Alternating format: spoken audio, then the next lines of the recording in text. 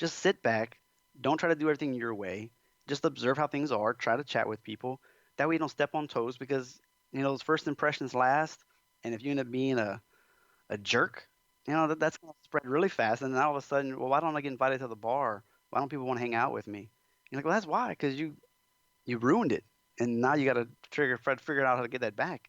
Um, Other than that, it's so fun. Like I think people are nervous about it, but they really shouldn't be. Do you want to earn more? Work less and enjoy what you do each day. It's no secret, it can be done.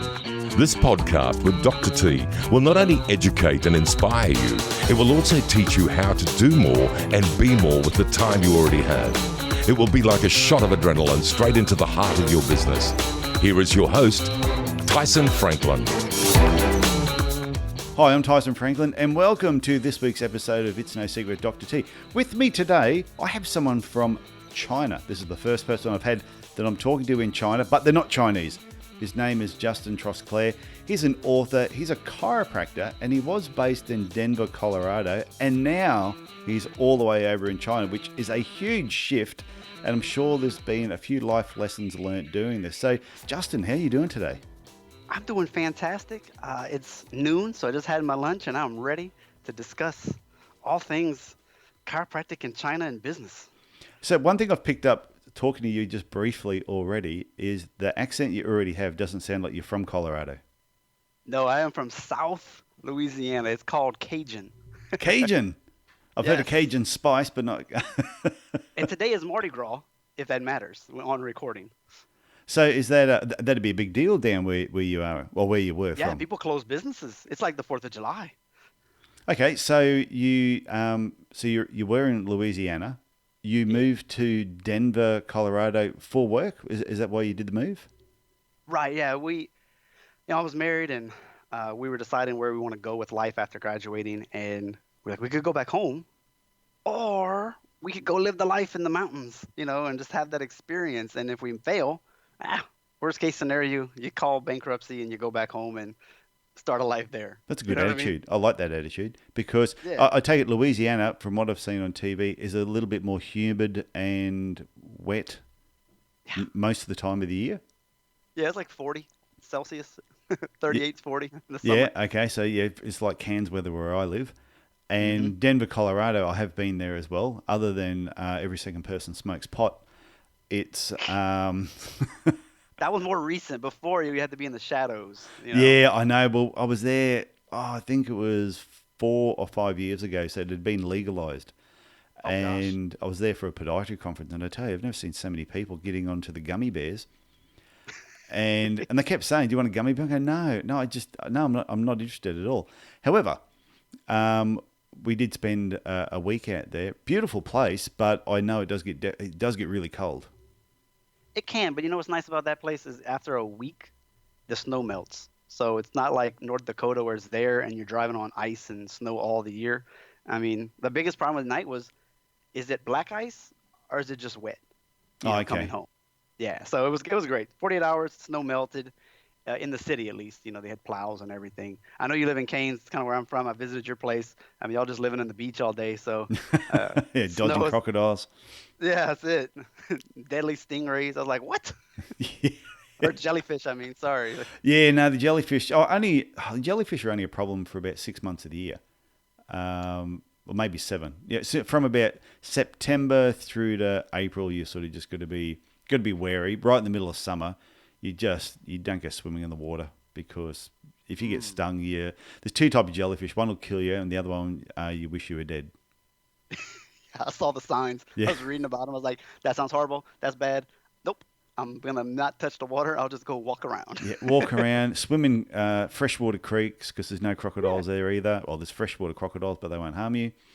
And no stingers or anything like that. So, what took you from where you were to China? Like, I think your wife is Chinese. Right. Yeah, she is. So what happened, so I was married to a different person, classic. And after the divorce, I was kind of still running my clinic. I was having a really good year financially. It was just like one of those, it's finally starting to just regulate. You know, you're getting new patients, they're Yeah. staying, you're getting referrals and stuff. But I started really kind of missing like my nieces and my family and all this. So I was like, all right, I don't have to be here anymore. I'm gonna sell my clinic and go back home, or you know, get another job that's similar to what I do, but maybe not like just 9 to 5, having your own business, because it's hard to like take vacations. And I just wanted to break from that lifestyle. Yeah. And the person who was buying my clinic, she had worked in Dubai, had to wear like the head covering and everything, and she's not Muslim, but she's like, just had to do it. And I was like, whoa, that's interesting. And I was actually dating a girl who was like, she went to Australia for like a year, and like Europe, and did all this kind of stuff. And it just kind of got that bug in me. I was like, they could do it, I can do it, How old were you then? 20, oh gosh, 29. Okay. Yeah.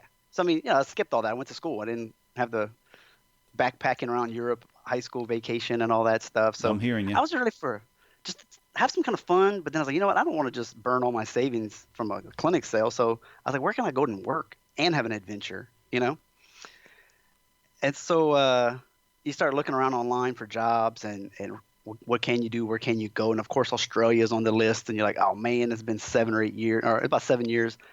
I was like, I don't remember exactly how the kidney, all the little fine details of the kidney anymore.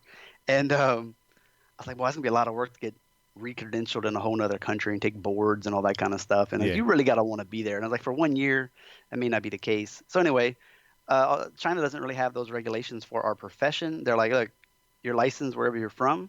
That's good enough for us. Let's just verify everything, and then you can come here and work, and you can get paid well, like like an American. And yeah, so that was kind of the big, 6 months of emails going back and forth. I was kind of nervous, I had a cross tattoo, and I was like, I'm not gonna go to jail or something for this, am I? Because like I'm not going for missionary. I'm going to like be a chiropractor. Yeah. You know what I mean? Because you hear stories, and my contact was like, "You watch too many movies." I was like, "Yeah, well, we have no idea." It's a It's great true. beyond over here. So okay. So you chose China as a place that you thought would be a bit of an adventure. So obviously you went over there for about a year, was it? And then you came back.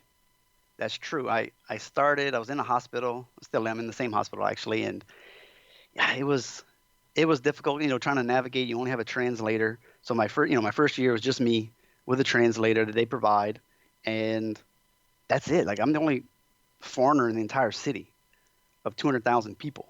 So were there other chiropractors at the hospital, or you were the first one that was there? Luckily, there was somebody else there before me. Yeah. And he was kind of there like for about 3 months before he moved to a different city. So I got to get kind of under his wing, like, this is how it works. Here's what you should learn first. Here's how like the hospital's sort of set up. And he's like, just remember, you have way more privilege and power than you think you do because you're a foreigner. And that's a weird thing to say. Yeah.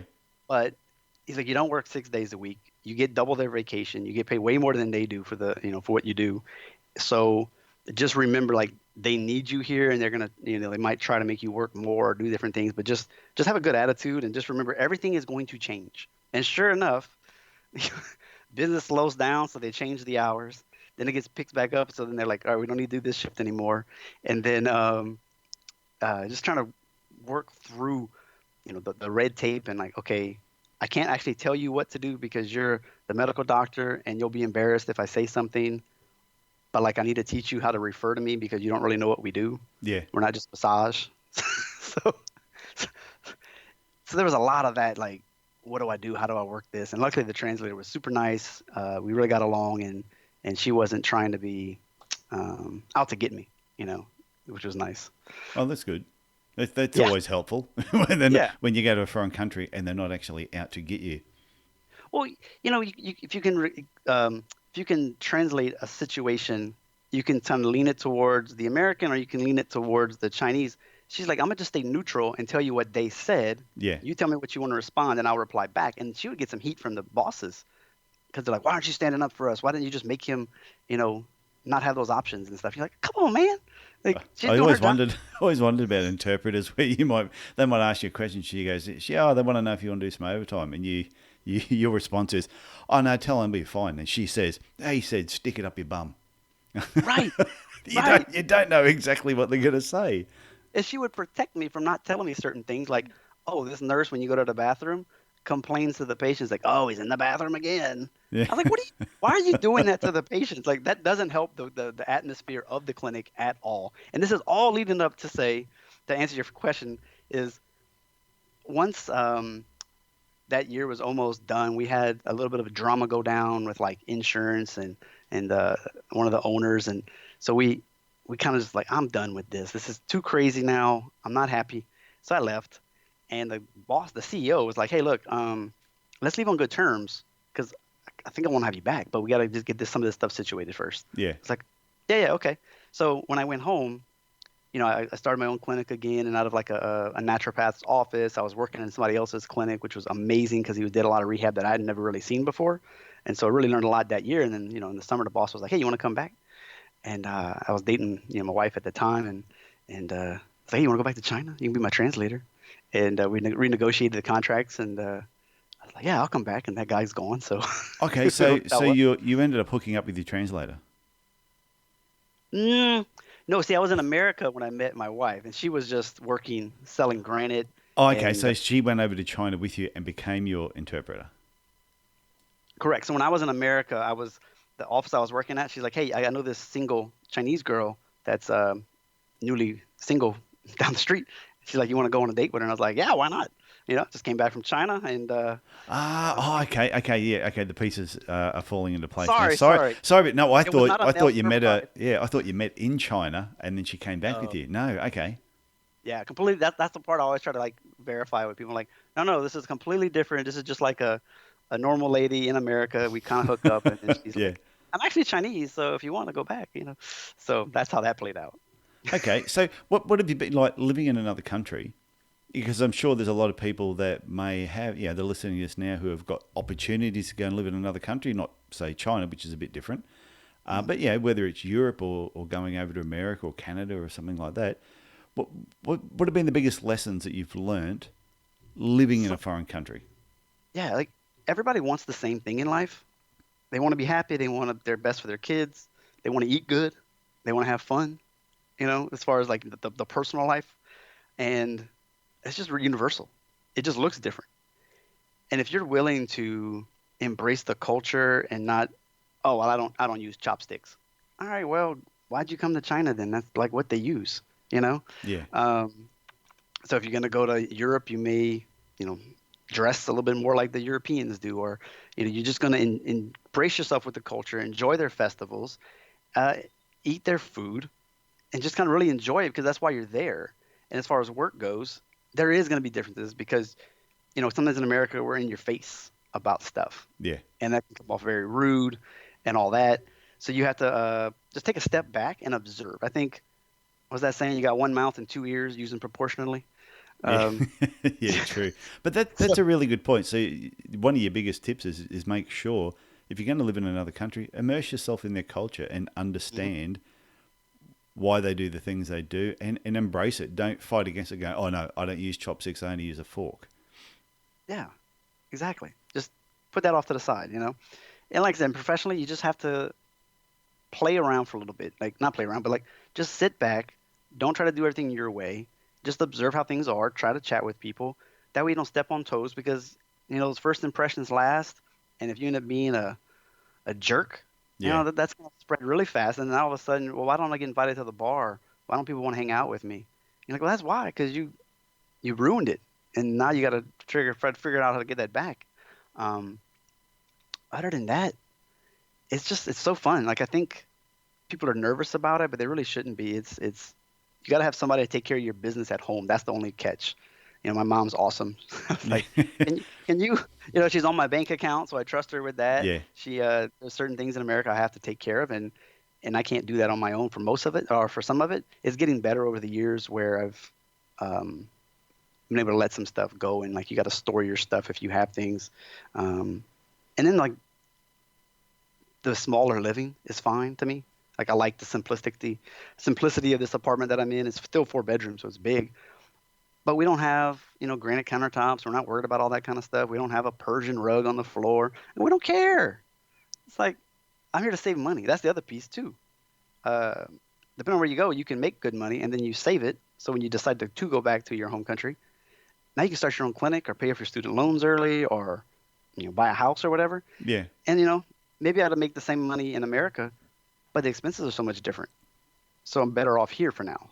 And I think it depends what type of country you go to as well. Like I know a guy that I know, Sam. I've met him. He's like a sound person, does videoing at conferences and things like that. And he lives in Vietnam. And he just talks about what he loves about being over there. And he says, I love the culture and the food and the hustle bustle. And he's just right into it. And he runs a business, I think some form of online business, that he said it doesn't matter where he is, but the lifestyle and simplicity of life in Vietnam is so completely different to being back on the Gold Coast where he's from. Yeah.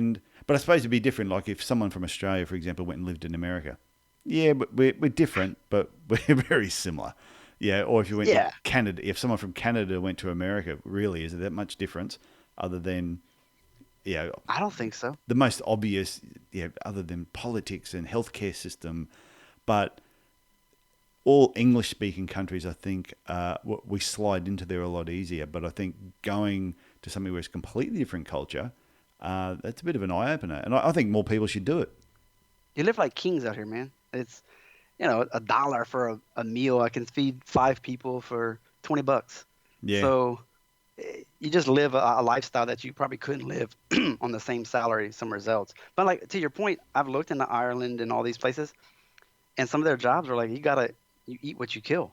And I'm like, man, I don't even know if I can understand your English. You know what I mean? Like, then you want me to go to some place that I've never been to and try to start my own clinic? Like, I don't even know their impressions about chiropractic.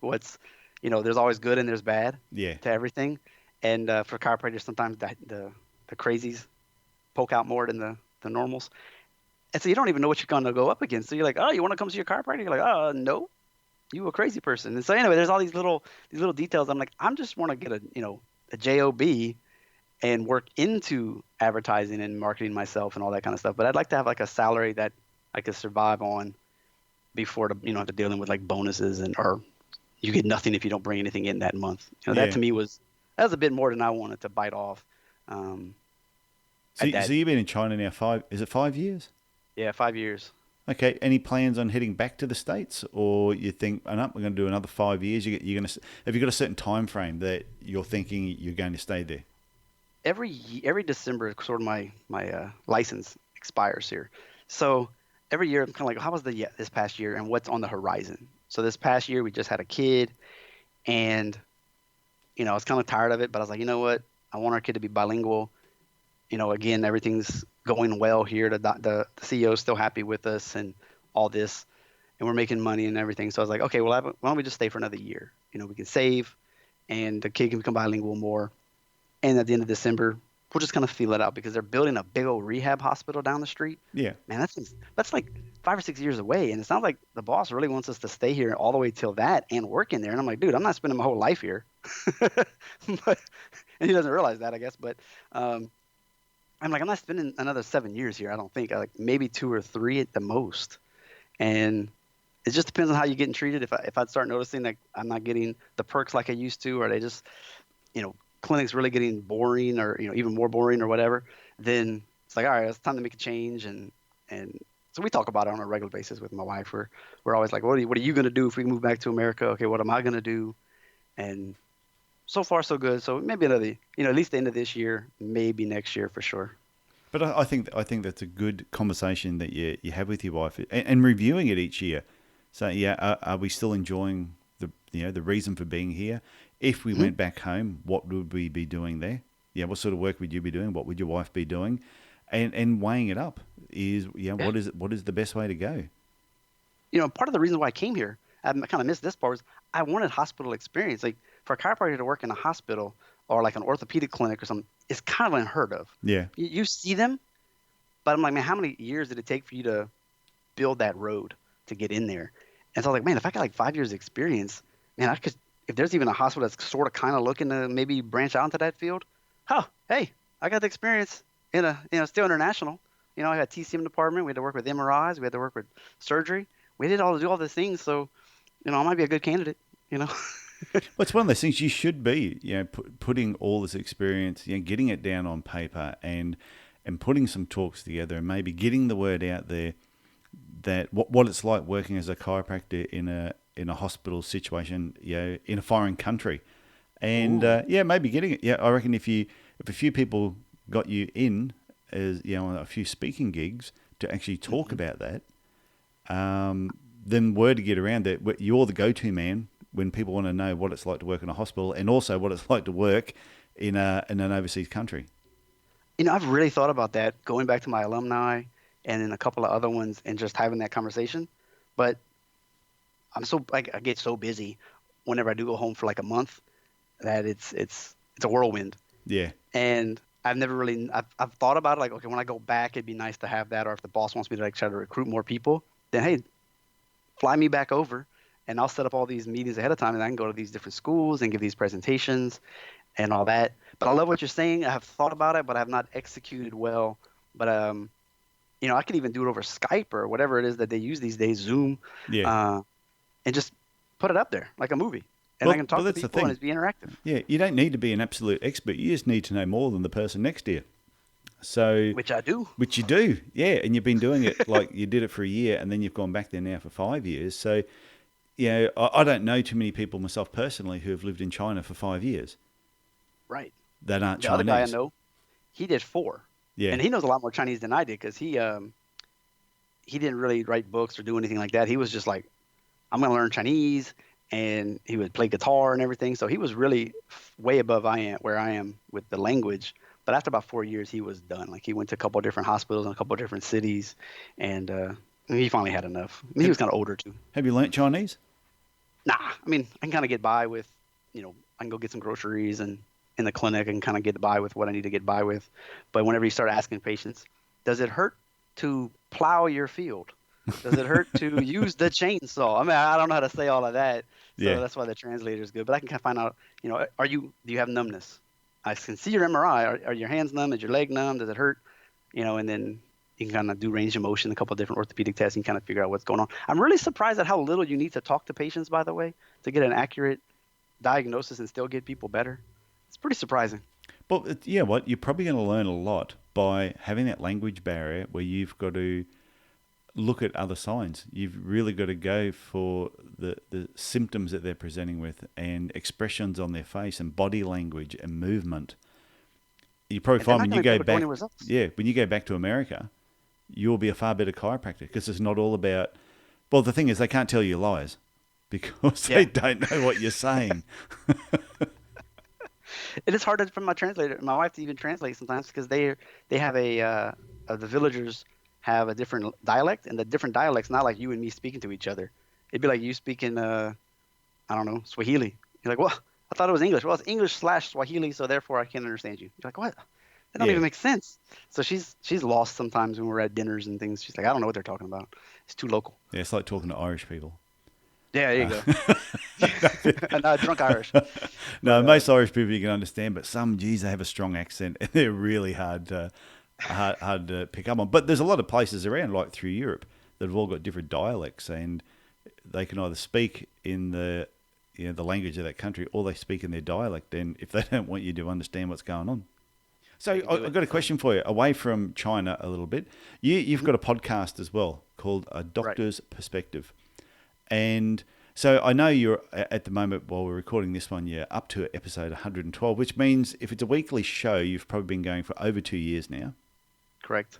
What made you kick that off while you're in China, and all of a sudden you've gone, I'm going to start a podcast? Why? Why did you do it? This is why. 2 years ago, I thought I was going to be done in that year. So it was kind of like a 2-year contract. And then after that first year, I was like, man, I got to find something to do. I'm kind of bored after work. And I've been listening to podcasts. I'm really enjoying all these chiropractors, talking to other chiropractors about success and trials and marketing, and I'm really excited about it. But they always are like 20 minutes. I'm like, why didn't you ask more questions? Yeah. And so I was telling my buddy, and he likes podcasts too. And he's like, dude, why don't you just start one? And I was like, And he's like, dude, come on. And I was like, and he kind of rubbed me a little bit. And I was like, well, I got to buy a mic and all that stuff. He's like, dude, you want me to pay for the mic? I was like, all right, buddy. Okay. So I was like, all right, let me do it. And so I was like, this could be something I can get a large portfolio of people, all all these different contacts, maybe that will also help me later on to possibly get a hospital job or some connections or be able to speak about working in China or, about chiropractic and marketing. So the part of that and then part of it was like, I can learn so much from somebody else in different professions because I was like, a podiatrist can't teach me something about patient referrals or how to get new patients or a marketing hack. Come on. So that's why I went outside of my own profession to other ones to learn about everybody else. And one thing I did notice was, I was divorced and you hear on these podcasts, they're like making $1 million. They got 3 clinics and they're always their rough time was, well, in 2007, I was going through a big divorce and I don't see my kids like I used to. And I was like, well, that's horrible. So always in my podcast, I always ask those types of questions near the end, like, how do you keep the love alive? How do you take vacation? How do you keep that balance so you don't, end up divorced and rich? Yeah, true. Yeah. Or like half at that point. No, but I like the idea how you started the podcast and you haven't focused it just on chiropractic. You've branched out and you're talking to a number of different people from all different professions. And like you said, you can learn. And that's what I get. I get the shits. I really get the shits when somebody will say, for example, they go, "Oh no, I'm not going to listen to that because that's a podiatrist talking, or that's a chiropractor, or I know that guy's a physiotherapist." And you go, every person you talk to, you should take something away. You should learn something from everyone that you talk to, and everything you listen to. And if you can't find something in that, then you're a tool. That's my philosophy. Right. I mean, I'm thinking sometimes I just don't know. Like they had that episode, like PRP for hair and all that. There was another one that. Oh, that was good. The one about the hair. Yeah, I might give him a call myself. He's good. Well, there's another one as a chiropractor. Radio frequency ablation, PRP, stem cell stuff. All those are like little buzzwords that really fit into treating back pain and chronic pain. But I didn't know a lot about it. I mean, that's kind of an outside of my schooling. So when I talked to that guy, it was more of like a 101 lesson, which is going to be good for him anyway. So like, wow, if anybody listens to this, they will definitely understand what this is all about now. And another guy that might be really good at doing funnels, marketing funnels online. Well, I'm really curious about that. Now somebody else can learn about that too. And if they like it, they can join his podcast or they can go to the source and find other podcasts about that to go deeper into that rabbit hole. Yeah, but I also think it doesn't matter even if you're not in the health industry. It's just you dive into this stuff. I did a walking challenge a couple of years ago, and I still do it now. And the goal was I had to walk an hour a day every day for 365 days, no matter where I was in the world. And I was watching some of the videos the other day, and I went, wow, I can't believe I walked 10 days on a cruise ship. Anyway, and through Asia. But all these different podcasts I was listening to, and I said, that's it. I'm going to branch out and just listen to stuff I probably would never listen to. And I'm listening to Glam Nation and some monk meditation and just all these weird podcasts. But every single one of them, I had to. The goal was after I listened to it, I had to shoot a short video and share a takeaway point, and it forced me to actually listen to the podcast. And it forced me to find something that would be a benefit that I could share with other people. So I know for a fact that every podcast can help people. And if anyone's listening to this, go and check out A Doctor's Perspective. It's pretty cool. And you are the 4th chiropractor I've had on this show, actually. Really? Yeah, the 4th one. I had, in order, I've had Dr. Chris Zano. I don't know if you've heard of him at all. Yeah, Dinner with the Doc guy. Yeah, he was Mr. Universe. Oh yeah, that too. Yeah, he won Mr. Universe and Mr. America. Yeah, which was pretty cool. Dr. Howard Cohen. Okay. He was the star of this health stuff called 7.2 about getting the alkalinity right in your body. It was pretty cool. Oh, okay. James Feddick. I can't remember exactly where James was from. Oh, yeah, he's like a coach or something, right? Yeah. So you're the 4th chiropractor I've had on, but like on the show, my goal of this show, It's No Secret with Dr. T, wasn't aimed at health professionals, but I've had dentists, I've had psychologists, psychotherapists, in amongst a whole pile of other people, which is what I tend to find, which makes it interesting. I liked one of your episodes the other day. I don't know if this is it's so meta, we're talking about each other's podcast, but the other day I listened to your How to Be a Good Podcast Guest. and it was with a guy from Switzerland. Oh yeah, So yeah, Jan Junga. yeah. So he just came on, and I was listening to it, and I was like, I double checked my email with you. I was like, what did I say? Because we were like making fun of like people who, don't capitalize sentences and things like that. And I was like, oh, what did I do? I was like, okay, good, good. I think I'm on the. He wasn't talking about me. Oh no, but he's talking about it. And like I remember someone saying something once. The worst thing about the internet is it's helped us communicate with people more poorly, but more often. Hmm. Yeah, where we tend to abbreviate things, and when we write, we don't write very well anymore. Everything is just rushed, and there's spelling mistakes. But we just constantly do it on a regular basis, and that's what Jan was talking about a lot when you're reaching out to people. If you want to be a guest on a podcast, or you want to have, you want them to be a guest, or you want to be a guest yourself, is really think about what you're writing and how you're writing it. I think it's really important. Yeah, because I mean, I used to have everybody uses a calendar app. I had one, and people stopped scheduling, and they're like, it's confusing. I was like, what's confusing? It tells you in your time zone, and you just pick. And so I stopped doing that, and I did a different way. And everybody's like happy with it. But every now and then, you'll get a guest who's like, hey, can you just send me the calendar? I'm like, yeah, let me just send it to you. So it's just interesting to see the difference in types of people. I don't know. I'm not sure where I'm going with that, but just the difference in types of guests and trying to present your best as a host. Like, hey, I want you on my show. Yeah. And sometimes these people are, quote, big deals.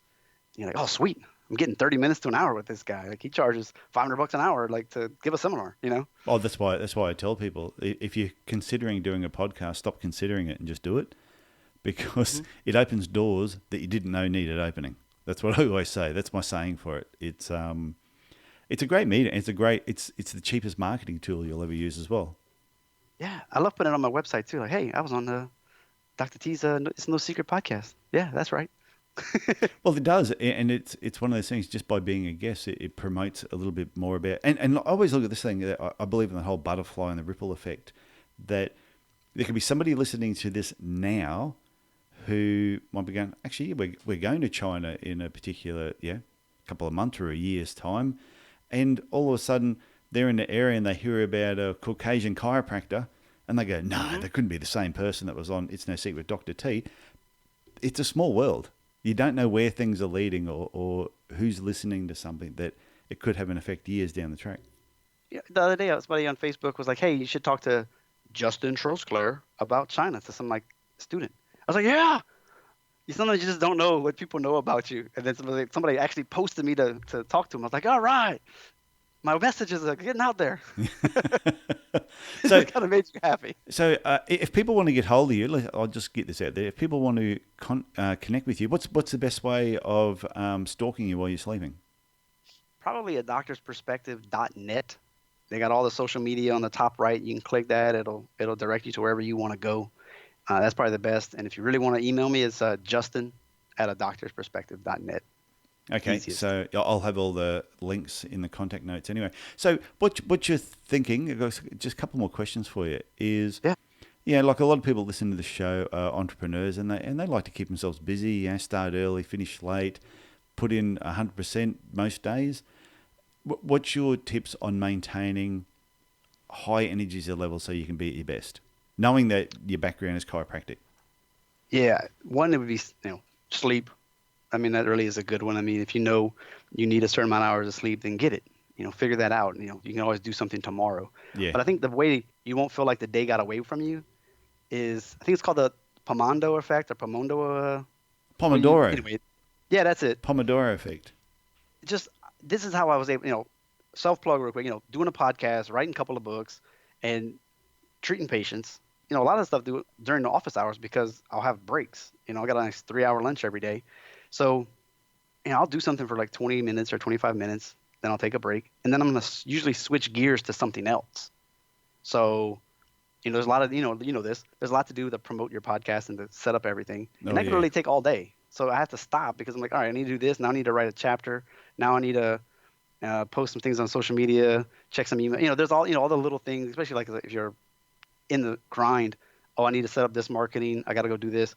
So anyway, just using your day when you have downtime with your patients, or scheduling your patients to where, you could have a break instead of, 3 people throughout the hour. Maybe you just have 3 people in the first 30 minutes, and then you have another 20 minutes or so to focus on some other project that needs to get done. So if you could just break it up and just be more diligent with that, because if you know you got a break coming up, I feel like I won't procrastinate as much to get started on something. Okay, that's good advice. Okay. Because I know what you mean about, I think it's anything. You can go down that rabbit hole that, I've got an hour spare, and next thing 3 hours have disappeared. Mm-hmm. And you got and all the things that you wanted to get done, none of them got done. Now you're up to 2 in the morning. Yeah. You feel like you had to get it done that day. You're like, all right, man, well, there goes your sleep, and you got to be up. We don't get the privilege of going to work at 10 o'clock usually. Yeah. You still got to get up at 8. So pretty much the biggest tip for most entrepreneurs is work out how much sleep you need and then make sure you get it. I think so. I mean, that's a big one because it'll keep you focused. And even if you eat, I think, a junky diet, if you can still get enough sleep, you'll still feel refreshed, even though, that quarter pounder with cheese is hanging on your thighs longer. Hanging on your midriff. Yeah, there you go. That's a good word for it. Hey, I got one final question for you. And I always ask everyone this question at the end of each podcast episode. Monday morning tip. It's Monday morning, 8:30. Someone's heading into work. What's the number one tip you would give them to make sure they get the best out of their day? Because they've just had a good night's sleep. I heard that tip and they said, I've had a good night's sleep. I'm heading into work. Okay, Justin, tell me, what's your tip for Monday mornings? Get a to-do list. Maybe do that on Sunday night. But have a list, I think. And it's the same kind of theory of spending 20 minutes. Because if you got a list of things to do, you won't forget it. And you won't stress out like, oh, did I forget to do something? And for me, that's been very helpful. I'm not saying you don't have to be so crazy about it and religious about your list, but just these are the top 5 or 6 things that I need to get done. And these are the 2 or 3 that are most important. So finding time today, if I get these done, I will personally feel productive. And sometimes that's really what matters is like your perception of yourself instead of feeling guilty because you didn't do it again. Now I feel confident. Not only am I treating patients well, but I was able to have that conversation with the staff member and do all the other stuff that needed to be done. So I would say a simple to-do list, whether it's for the day or for the week. That way you didn't skip anything. I think that is a fantastic tip and a perfect way to wrap up today's episode. So, Justin, I want to thank you for being on It's No Secret with Dr. T. And, you really sort of opened my mind up about living and working overseas. Not that I'll be doing it because I'm 52.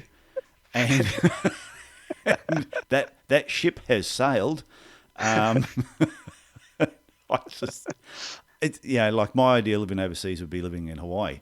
Exactly. Yeah, and I could get into the culture quite easily wearing a grass skirt and a coconut top. The rest of us might not, though. The rest of you may not, and I may get deported for doing it. But no, I want to thank you for sharing some of the insight. And I hope anyone that's listening to this, if you've got any questions about China or any of those Asian sort of countries that are completely different, is to send you an email and just ask some questions about it. Because I'm sure people are listening to this now and they're going, oh, Tyson, why didn't you ask this? Why didn't you ask that? Well, you know what? Facebook. Yeah, send an email and bloody ask it yourself if I didn't ask it. Exactly. I love talking about it, so it's fun. No, that's good. So, Justin, thank you very much. Thank you so much. It's been a pleasure. Well, wasn't that conversation a little bit different to what I've done in the previous 150 so episodes? And my biggest takeaway from this conversation with Justin today was when he mentioned embracing the culture. You move from one country to another, you need to embrace the culture. Don't sit there, bitch and complain about the way they do things and that everybody should be changing what they do to suit you. You've moved into their country, embrace the culture. And I think that applies if you're an employee and you move from one place to another business. Embrace the culture of that business. Don't get there and think that everybody else needs to change what they're doing to suit you. So I think that's a really, really important point. And that can apply to all areas of your life, is when you go into a different situation, just embrace the situation. Don't bang heads and be a pain in the butt to everybody around you. So before I go, if you've got any other questions about this particular episode, remember you can reach out to me, tf@tysonfranklin.com, or send Justin an email at adoctorsperspective.net, and I will have all those links in the show notes. If you've been enjoying the show, please Give us a rating and review on iTunes or your favourite podcast platform. I've been getting a lot of reviews lately on my other show, the Podiatry Legends podcast, but the reviews on this show have sort of died down a little bit. So if you listen to it on a weekly basis, you've been enjoying it, please give us a review. Love to hear what you think. And so would other people, because it does give social proof. So that's it from me. Look after yourself, look after your family, and I will be back again next week with another guest on It's No Secret Dr. T. Okay, bye for now.